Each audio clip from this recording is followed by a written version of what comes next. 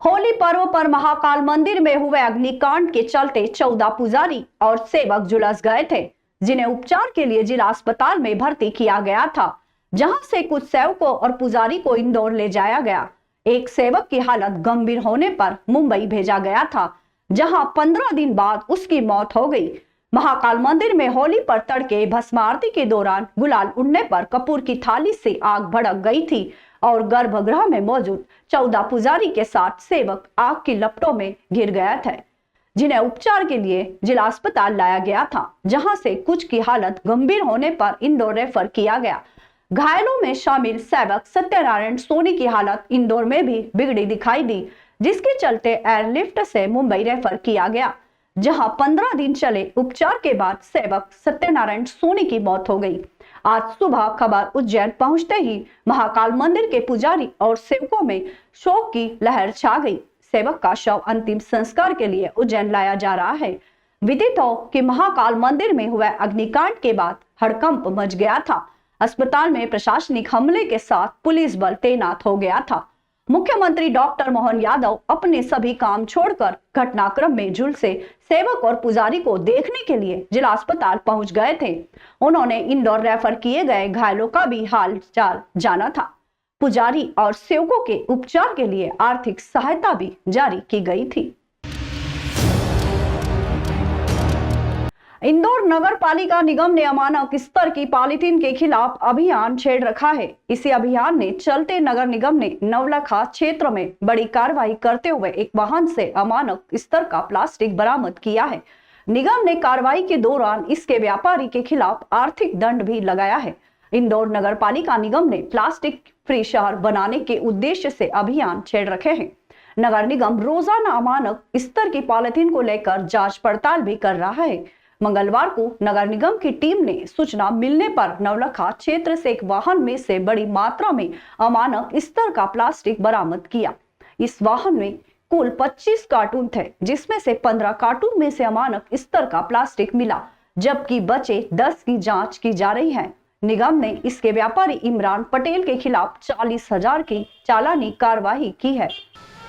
काफ़ी नगर निगम इंदौर द्वारा काफ़ी कार्रवाई करने के बावजूद भी ये डिस्पोजल और पॉलीथीन कैरी बैग ट्रांसफ़र हो रहा है, पर ये नगर निगम सीमा की बजाय ये आसपास के गांव में कहीं इसके गोडाउन वगैरह रहते हैं और ये मॉर्निंग या रात्रि के समय लोग ट्रांसफ़र वगैरह करते हैं।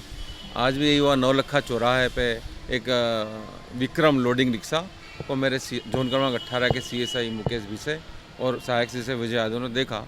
उनको संदिग्ध लगा, उसको रोका और देखा तो उसमें प्लास्टिक डिस्पोजल पाए गए। उस लोडिंग रिक्शा को लेके पास स्थित आज़ाद नगर GTS पे आए। ड्राइवर अशोक मोरे के द्वारा बताया गया कि पत्थर मुंडला के वहाँ से लोड किया गया और जिन्होंने लोड किया इमरान पटेल नाम है उनका, और वो आसपास के किसी गांव के रहने वाले हैं। फ़ोन कर उनको बुलाया हमारे द्वारा, इमरान पटेल जी द्वारा आए गए तो उन्होंने बताया इसमें 25 जो कार्टून है उसमें से 15 तो प्लास्टिक डिस्पोजल के हैं और 10 जो कार्टून है वो बायोडिग्रेडेबल के हैं। हमने देखा तो 10 जो कार्टून के डिस्पोजल ग्लास हैं उनमें बायोडिग्रेडेबल अंकित तो है, 15 प्लास्टिक के हैं। तो हमने 25 कार्टून को ही जब्त किया गया और 40,000 का स्पॉट फाइन किया गया उस पर। साथ ही ये जो 10 हमारे पास कार्टून है जिस पर लिखा बायोडिग्रेडेबल, इनकी हम जाँच कर रहे हैं और यदि बायोडिग्रेडेबल के पाए जाते हैं तो वरिष्ठ अधिकारियों की अनुमति से हम उसको ऑफिस में कर देंगे। शिव ज्योति अर्पणम कार्यक्रम के तहत शिप्रा तट के रामघाट, नरसिंह घाट, दत्त अखाड़ा और गुरुद्वारा घाट पर 5,51,000 दीप प्रज्वलित किए गए। भगवान शिव को दीप अर्पित कर हिंदू नववर्ष का शुभारंभ किया गया। कार्यक्रम में दीपों के माध्यम से आकर्षक आकृतियां उकेरी गई, जिसके जरिए मतदाता जागरूकता का संदेश दिया गया। शिव ज्योति अर्पणम कार्यक्रम के माध्यम दीप प्रज्वलित कर उज्जैन नगर वासियों ने सामूहिक सहभागिता का बेहतर उदाहरण पेश किया। विक्रमोत्सव समापन समारोह में जनसैलाब उमड़ा, बड़ी संख्या में लोग मौजूद रहे। कार्यक्रम में सुप्रसिद्ध पार्श्व गायक जुबिन नौटियाल ने एक से बढ़कर एक शिव भजनों की प्रस्तुति से श्रोताओं का मन मोहा। शंकर संकट हरना, मेरे घर राम आए हैं इत्यादि गीतों की शानदार प्रस्तुतियां दी। जुबिन नौटियाल का स्वागत उज्जैन कलेक्टर नीरज कुमार सिंह द्वारा पुष्पगुच्छ भेंट कर किया गया। साथ जाएंगे खत्म,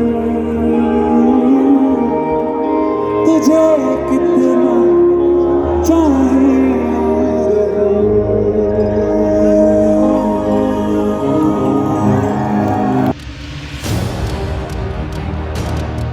इंदौर के दशहरा मैदान पर रामनवमी का पर्व बड़े स्तर पर मनाया जाएगा। इसके लिए दशहरा मैदान को अवध लोक नाम दिया गया है। अवध लोक में 9 से 17 अप्रैल तक जन जन के आराध्य प्रभु श्री राम के जन्मोत्सव पर आयोजित सबके राम कार्यक्रम में अनेक दिव्य आयोजन होंगे। सबके राम लोक कल्याण समिति के संयोजक महेंद्र सिंह चौहान ने बताया कि आयोजन स्थल पर बंगाल से आए कलाकारों अयोध्या के भव्य श्री राम मंदिर की भव्य प्रतिकृति का निर्माण किया गया है। रामनवमी तक प्रतिदिन सुबह से महायज्ञ का आयोजन होगा। वहीं प्रतिदिन शाम 6 बजे से राम गीत धुन, 7 बजे आरती और रात 8 बजे से प्रख्यात कलाकारों के साथ रंगकर्मियों द्वारा सांस्कृतिक कार्यक्रमों की प्रस्तुतियां भी इसी महोत्सव का प्रमुख आकर्षण होगी। महोत्सव का शुभारंभ भी यज्ञ के शुभारंभ के साथ हुआ, जिसमें बीजेपी नेता शंकर लालवानी भी शामिल हुए।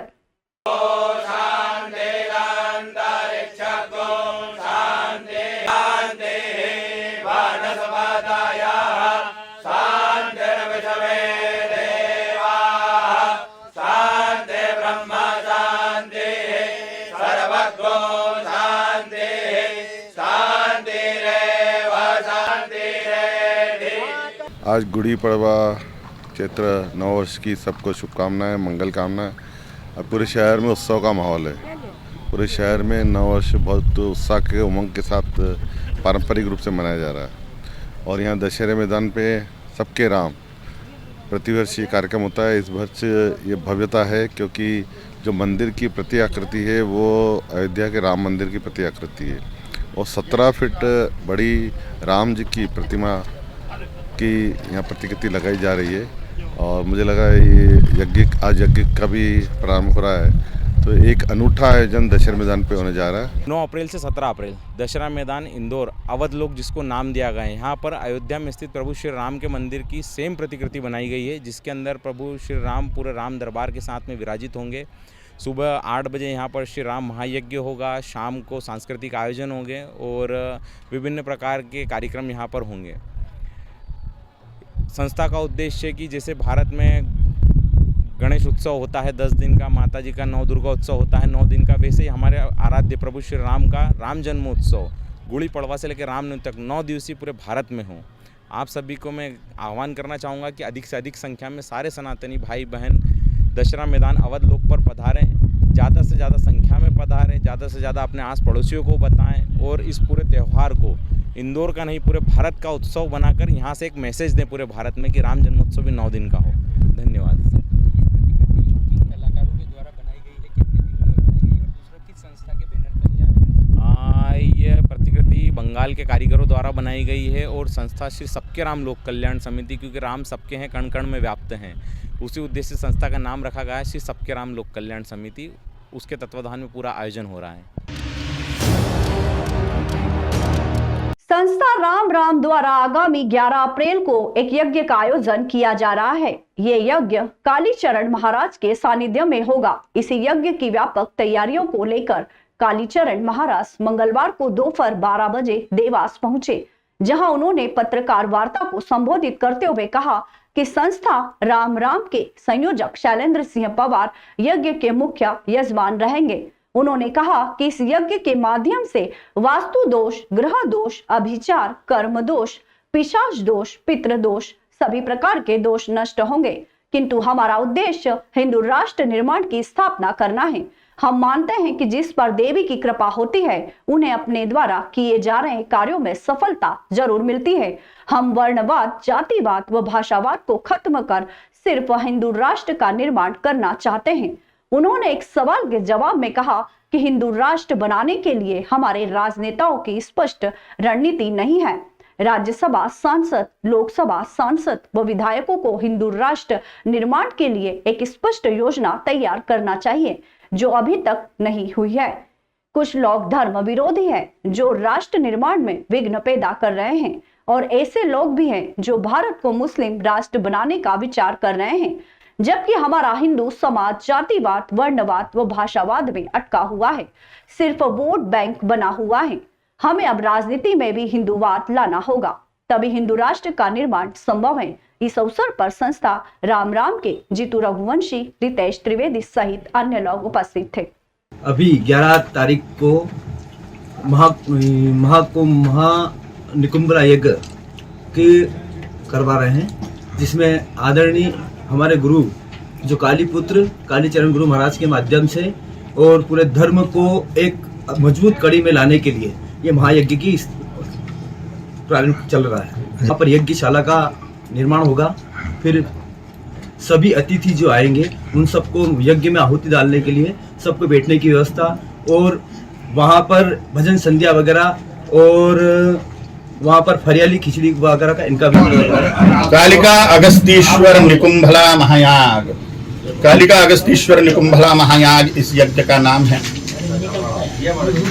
इस यज्ञ के प्रभाव से वैयक्तिक जीवन में सभी प्रकार के दोषों, जैसे पूर्व जन्म कृत कर्म दोष, पाप दोष, ग्रह दोष, गृह दोष, वास्तु दोष, पिशाच दोष, पितृदोष, नाग दोष, अभिचार कर्म दोष, अभिचार कर्म माने दूसरों ने किए हुए तांत्रिक प्रयोगों के दोष, दृष्टि दोष इत्यादि सभी प्रकार के दोषों का निवारण हो जाता है जो व्यक्ति इस यज्ञ में शामिल होता है। इस यज्ञ का हमारा प्रधान उद्देश्य, अब ये तो फायदे मिलने ही वाले हैं, लेकिन हमने देवी माँ को, भगवती चामुंडा परमेश्वरी कालिका को हमने एक विशेष डिमांड कर रहे हैं। इस यज्ञ के माध्यम से विशेष मांग कर रहे हैं देवी माँ को कि शीघ्रातिशीघ्र हिंदू राष्ट्र की स्थापना हो और भारतीय सैन्य का सर्वत्र दिग्विजय हो। ये प्रधान उद्देश्य के साथ में हम देवी माँ का यजन करेंगे, देवी माँ की प्रसन्नता के लिए होम करेंगे, काली माँ के लिए। इसमें सभी देवताओं के लिए आहुतियां होंगी। विशेष रूप से महामुनि अगस्त्य जी और कालिका परमेश्वरी के लिए विशेष रूप से आहुतियां होंगी। निकुंभला भद्रकाली जो परम दुष्टों की संहारक महाशक्ति हैं, अथर्ववेद में निकुंभला देवी माने ही कालिका परमेश्वरी, उसको प्रसन्न करते हुए हिंदू राष्ट्र के शत्रुओं का नाश हो, भारतीय सैन्य की सर्वत्र दिग्विजय हो, इसके लिए हम ये यज्ञ का आयोजन कर रहे हैं। चैत्र नवरात्रि पर्व का द्वितीय दिवस है। इस विशेष दिन हम आपको देवी के दिव्य धाम के दर्शन करवाते हैं। हम बात कर रहे हैं इंदौर के विद्याधाम मंदिर की, जहां की कीर्ति चारों ओर फैली हुई है। यहाँ वर्ष भर भक्त मां राजराजेश्वरी के दर्शन और पूजन के लिए पहुंचते हैं, जबकि नवरात्रि में देवी के देवी धाम की छटा ही निराली हो जाती है। नवरात्रि के पूरे 9 दिनों में विद्याधाम मंदिर में विशेष धार्मिक अनुष्ठान भी आयोजित किए जाते हैं। इसके साथ ही मंदिर में दुर्गा सप्तशती के पाठ सहित अन्य धार्मिक आयोजनों का सिलसिला भी जारी रहता है। भक्त दूर दूर से यहाँ आकर माता जी के दर्शन करने के साथ ही धार्मिक अनुष्ठानों के माध्यम से भी पुण्य लाभ अर्जित करते हैं।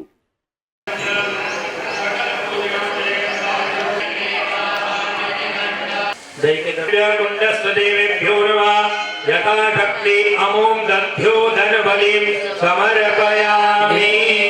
हरि ओम हरि ओम हरि ओम हस्ते जलम रे। चलिए ओम नेत्वम अवायतो वा तामयन्त अस्मिन् सर्वे अद्युतस्मिन् विश्वे देवा जगमाय। ओम अग्निर्मूर्धा दिवः गगुत्पदे। पूज्य सद्गुरुदेव भगवान की असीम अनुकंपा से श्री श्री विद्याधाम में भगवती पराम्बा के सानिध्य में चैत्र नवरात्रि महोत्सव कल से प्रारंभ यहाँ पर हुआ है। गुड़ी पड़वा हिंदू नव वर्ष बड़ा ही महत्व रखता है।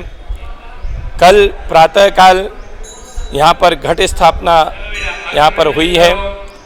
आज द्वितीय दिवस भगवती पराम्बा ब्रह्मचारिणी के रूप में पूजन होता है और 9 बजे से संग्रामक शतचंडी महायज्ञ यहाँ पर आज से प्रारंभ हुआ है। ललिता पंचमी को संक्रामक प्रातः 9 बजे से श्री ललिता सहस्त्र नामावली द्वारा भगवती का यहाँ पर यज्ञ होगा, अर्चन होगा और महाअष्टमी पे भगवती का विशेष पूजन, विशेष श्रृंगार और प्रतिदिन सायंकाल भगवती की महाआरती 108 दीपों से महाआरती यहाँ पर प्रतिदिन होगी। ललिता पंचमी किस दिन मनाई जाएगी? ललिता पंचमी शनिवार को 13 तारीख को यहाँ पर भगवती का प्रातः पूजन होगा, विशेष श्रृंगार होगा और विशेष आहुति यहाँ पर भगवती को प्रदान की जाएगी। आप शहर के एक टीवी कलाकार प्रकाश मालवी का बेटा गिरधारी मालवी गुजरात के भरूच में एक कंपनी में काम करता था। बेटा भी होनहार गिरधारी इंस्टाग्राम रील आर्टिस्ट था और उसके करीबन 60,000 फॉलोअर्स थे। पिता का आरोप है कि उसके बेटे की भरूच में हत्या कर दी गई है और हत्या में जिन लोगों पर शक जताया है उनमें प्रमुख रूप से एक उज्जैन का ही है। पिता को शक है कि बेटे की हत्या हुई है परंतु उन्हें न्याय नहीं मिल रहा है, इसके लिए वह दर दर भटक रहे हैं। उज्जैन निवासी मृतक गिरधारी मालवी पिता प्रकाश मालवी भरूच गुजरात में कल्पसर रिसोर्ट संदीप पटेल की प्राइवेट लिमिटेड कंपनी में कार्यरत था। आरोप है कि गत 1 मार्च को सुनील यादव, मोन्टू हुकुम सिंह, त्रिलोक गौरव द्वारा हत्या कर दी गई है। गिरधारी का मोबाइल गौरव निवासी उज्जैन, जो कि गिरधारी के साथ वहीं पर काम करता था, वह उज्जैन के 3 साथी अन्य काम करते थे। पीड़ित पिता का आरोप है कि उक्त गौरव के द्वारा मेरे पुत्र का मोबाइल भी चुरा लिया गया है, वह एटीएम भी चुरा लिया गया, सिम कार्ड भी फेंक दिया गया। मेरे पुत्र के मोबाइल का बिल भी उसके द्वारा चोरी कर लिया गया है। मेरे पुत्र की हत्या के बाद गौरव उज्जैन आ गया। बाकी जो लोग उज्जैन के रहने वाले हैं वह भी उज्जैन आ गए हैं। प्रार्थी के पुत्र गिरधारी मालवी की हत्या से पहले गिरधारी ने मुझे फोन लगाया था कि ये लोग मुझे काफी परेशान कर रहे हैं।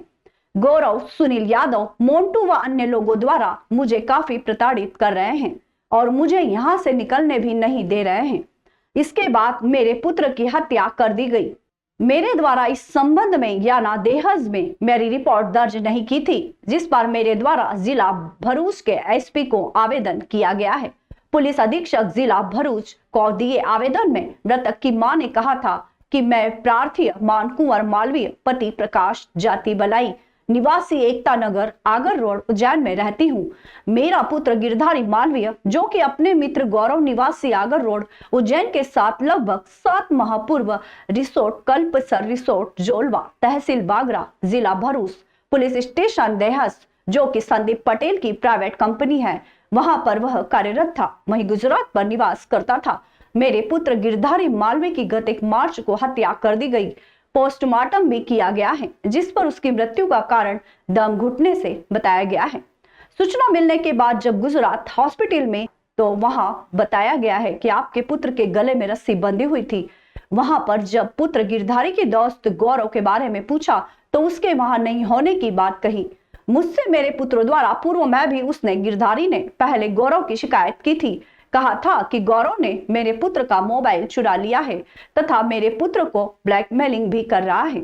मेरे पुत्र के साथ मोबाइल पर संपर्क रहता था। वह गौरव व अन्य व्यक्ति सुनील यादव, हुकुम सिंह, त्रिलोक, मोन्टू के द्वारा भी उसे परेशान किया जा रहा है। उसने ये बात बताई थी। मैंने पुलिस को इसकी सूचना भी दी थी, किंतु पुलिस द्वारा कोई कार्रवाई नहीं हो रही है। प्रकाश मालवी उज्जैन का निवासी हूँ। मेरे बालक गिरधारी मालवी की गुजरात के भरूच में जोलवा रिसोर्ट कल्पसर कंपनी संदीप पटेल की है। वहाँ मैनेजर ने इन्होंने उनके साथ सभी मिली भगत ने मेरे बालक की हत्या कर दी 1 मार्च को, और जिसके बाद हम बहुत परेशान हो गए। थाने के चक्कर काट कर एसपी साहब को भी भरूच में आवेदन दिया है। हम बहुत परेशान हैं। मेरे बालक की हत्या कर दी गई है। मैं गुजरात में भरूच में 10 दिन तक परेशान रहा। मैं इधर उधर, कोई कि वो उधर जाना उधर जाना, थाने वाले जाओ, थाने में जाना तो 30-40 किलोमीटर पड़ता वहाँ से।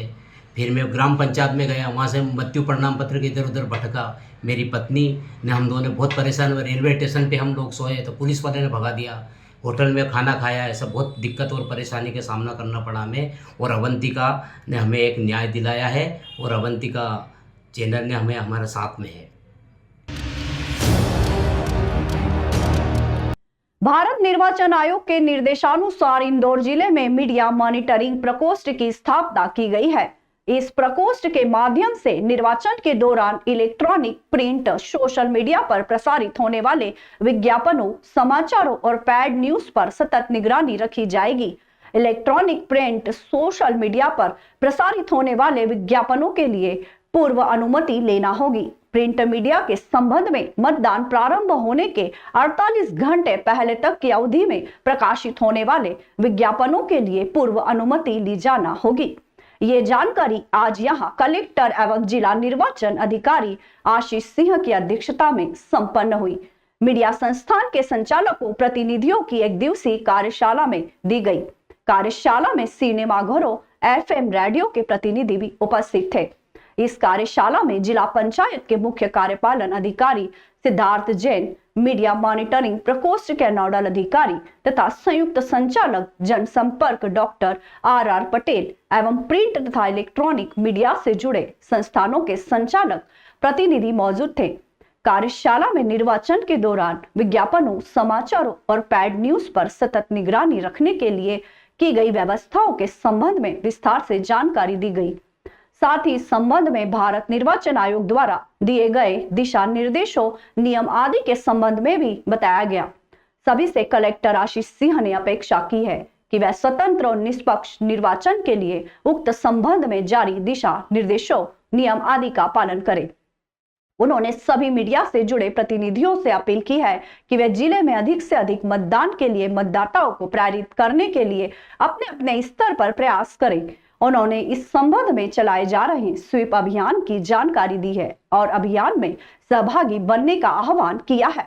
उन्होंने जिले में स्वतंत्र और निष्पक्ष निर्वाचन कराए जाने के संबंध में की गई व्यवस्थाओं के बारे में भी बताया है।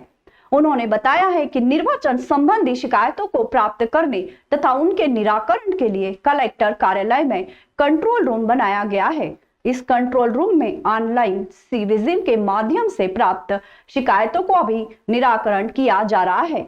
इस अवसर पर बताया गया है कि लोकसभा निर्वाचन 2024 की आदर्श आचार संहिता लागू है। लोकसभा निर्वाचन के दौरान पैड न्यूज संबंधित मामलों, प्रिंट मीडिया में प्रकाशित एवं इलेक्ट्रॉनिक मीडिया चैनल में प्रसारित खबरों की 24 घंटे सतत मॉनिटरिंग, रिकॉर्डिंग की व्यवस्था की गई है। News monitoring, social media monitoring, media certification एवं पेड न्यूज के मामलों सहित अन्य सभी कार्यों के लिए अलग अलग दल गठित कर उनके प्रभारी नियुक्त किए गए हैं। देखिए, आज जो मीडिया सर्टिफिकेशन होता है चुनाव की आचार संहिता का पालन कराने के लिए, इस हेतु मीडिया की कार्यशाला का आयोजन किया गया है, जिसमें सभी इलेक्ट्रॉनिक और प्रिंट मीडिया से जो मीडिया बंधु और इसके अलावा जो राजनीतिक दलों के प्रतिनिधि हैं उनको इसमें आमंत्रित किया गया था। सभी लोगों को पता है कि चुनाव में निश्चित रूप से मीडिया का, चाहे वो इलेक्ट्रॉनिक मीडिया हो, प्रिंट मीडिया हो, इसका प्रयोग होता है और उसमें एक लेवल प्लेइंग फील्ड रहे और आचार संहिता का किसी भी तरीके से उल्लंघन न हो, उसके सभी नियमों का पालन हो। इस हेतु आज इस कार्यशाला का आयोजन किया गया था, जिसमें कि हमारी एक जो मीडिया के इलेक्ट्रॉनिक मीडिया के सर्टिफिकेशन के लिए कमेटी बनती है, वो किस तरीके से काम करती है, उसमें कौन कौन सी खबरों का लाया जाना अनिवार्य है, कौन सी खबरों का या विज्ञापनों का लाया जाना अनिवार्य नहीं है, इस पर जानकारी प्रदान की गई है। मोटा मोटा जितने भी इलेक्ट्रॉनिक मीडिया के माध्यम से विज्ञापन आते हैं और इसके अलावा जो बल्क SMS वगैरह किए जाते हैं, वो सारे के सारे जारी करने से पहले जो हमारी MCMC कमेटी बनी है उससे प्री सर्टिफिकेशन उसका करना अनिवार्य होगा। और चुनाव के आखिरी के जो 48 घंटे हैं उसमें अगर कोई प्रिंट मीडिया से संबंधित विज्ञापन अगर दिया जाता है तो उसको भी इस MCMC कमेटी से प्री सर्टिफिकेशन करना अनिवार्य होगा। इसके साथ साथ अगर कोई इस प्रकार का विज्ञापन प्रिंट मीडिया के माध्यम से या फिर बैनर पोस्टर्स के माध्यम से किया जाता है तो उसमें प्रकाशक और मुद्रक का नाम लिखना अनिवार्य होगा। और अगर इस प्रकार से जो ये नियम है, अगर इनका उल्लंघन होता है तो निश्चित रूप से जो संबंधित कैंडिडेट है उनके खिलाफ कार्रवाई का प्रावधान है। इसी तरीके से प्रिंट मीडिया से संबंधित अगर कोई पेड न्यूज़ या फेक न्यूज़ है तो उसकी पहचान कैसे करी जाएगी और उसके क्या आगे नियम हैं, किस तरीके की कार्रवाइयाँ होंगी, इससे भी सभी को अवगत कराया गया है। मुझे लगता है कि सभी जितने भी स्टेक होल्डर्स हैं सबको इन सभी जो नियम कानून हैं और जो प्रक्रियाएं हैं उनसे अवगत करा दिया गया है और निश्चित रूप से बहुत ही निष्पक्ष पारदर्शी ढंग से आगामी लोकसभा चुनाव इंदौर में संपादित करेंगे। राजधानी भोपाल में एक कथित सिरफिरी महिला चांदनी सिंह ने बिलियर कॉलोनी में न सिर्फ जमकर हंगामा मचा रखा है बल्कि लोगों को तरह तरह से परेशान कर रही है। बताया जा रहा है कि कुछ बच्चों ने वहां मौजूद शहतूत के पेड़ से फूल तोड़ लिए। बच्चों के फूल तोड़ने की मामूली बात पर महिला इतनी बिफरी कि उसने कॉलोनी के बच्चों को राह चलते रोकना शुरू कर दिया तथा विवाद को तूल देते हुए बच्चों की पिटाई कर दी। महिला ने बच्चों के माता पिता को भी उल्टा सीधा बोलना शुरू कर दिया। लोगों ने जब समझाया कि बच्चे हैं, शरारत करते ही हैं, उस पर इतना क्या विवाद करना, बच्चों को समझा देंगे। परंतु जब महिला ने देखा कि कॉलोनी में इस मामले को कोई गंभीरता से नहीं ले रहा है तो उसने अभिभावकों के खिलाफ महिला थाना में आवेदन दे दिया। कुछ ऐसी महिलाओं के खिलाफ भी शिकायत कर दी जिनका इस मामले में कोई लेना देना नहीं था।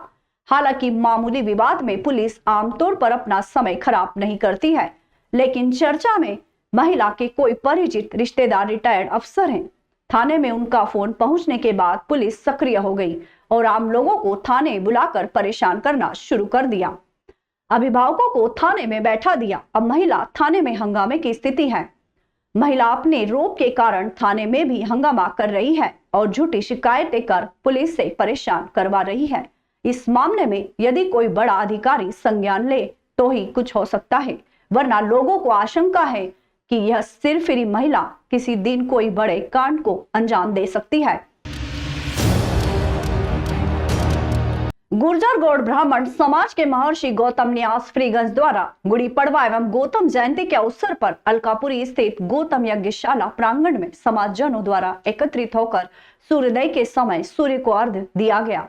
समाजजनों को नीम के पत्ते एवं अन्य औषधि युक्त शरबत का वितरण किया गया। इस अवसर पर पंडित नरेंद्र व्यास के आचार्यत्व में विश्व के कल्याणार्थ यज्ञ किया गया, जिसमें समाजजनों ने आहुति डाली। गौतम न्यास के अध्यक्ष राजेंद्र तिवारी ने बताया कि सूर्योदय पर सभी समाज जन एकत्रित हुए और गौतम जयंती महोत्सव का विधिवत शुभारंभ किया गया। 5 दिवसीय गौतम जयंती महोत्सव के अंतिम दिन 13 अप्रैल को अखिल भारतीय गुर्जर गौड़ ब्राह्मण समाज महासभा के राष्ट्रीय अध्यक्ष सत्यनारायण जोशी एवं महासचिव विष्णु पंचारिया की उपस्थिति में प्रांतीय कार्यकारिणी की बैठक प्रातः 10:30 बजे इंदौर रोड स्थित गार्डन में होगी। वहीं दोपहर 2:30 बजे से समाज की महिलाएं एवं बच्चे सांस्कृतिक कार्यक्रमों की प्रस्तुति देंगे। सायंकालीन सत्र में समाजजनों का परिचय एवं सहभोज प्रसादी वितरण के रूप में होगा। मोक्षदायिनी शिप्रा नदी के जल के साथ घाटों की स्थिति भी खराब है। कहीं घाट पर लगाए पत्थर उखड़े टूटे पड़े हैं तो कहीं गंदगी पसरी है। गऊ घाट, भूखी माता घाट पर बदहाली देखी जा सकती है। 2016 के सिंहस्थ में सरकार ने शहर की सीमा में स्थित शिप्रा नदी के सभी 37 घाटों पर लाल पत्थर लगवाकर संवारा था। इस कार्य में 159 करोड़ रुपए खर्च किया गया था, तभी घाटों को मजबूत बनाए जाने के दावे किए जा रहे थे। अब घटिया निर्माण कार्यों की पोल खुल रही है। गऊ घाट पर स्थित यह है कि यहाँ घाट पर लगे लाल पत्थर जगह जगह से उखड़ गए हैं। वहीं घाट की सीढ़ी लगे लाल पत्थर उखड़कर टूट गए हैं और यहाँ किया गया सौंदर्यीकरण उजड़ता जा रहा है। इसी के साथ रामघाट पर भी यही आलम है। यहाँ लगे लाल पत्थर उखड़कर टूट गए हैं। उज्जैन शहर की सीमा में शिप्रा नदी के किनारे कुल 37 घाट है, जिनकी लंबाई 8 किलोमीटर है। त्रिवेणी घाट यहाँ नवग्रह मंदिर तीर्थ यात्रियों के लिए जन आस्था का प्रमुख केंद्र है। यहाँ शनिवार को पड़ने वाली अमावस्या एवं पर्व स्नान की परंपरा है। हर पर्व स्नान पर लाखों श्रद्धालु यहाँ स्नान करने आ रहे हैं। गऊ घाट यह 300 साल पुरानी प्राचीन जीवाजी वैधशाला के पास है। रामघाट, भूखी माता और अन्य घाटों पर श्रद्धालुओं की सिंहस्थ के दरमियान भीड़ एकत्रित न हो, इसके लिए इस घाट को पिछले वर्ष विस्तारित कर आकर्षक बनाया था।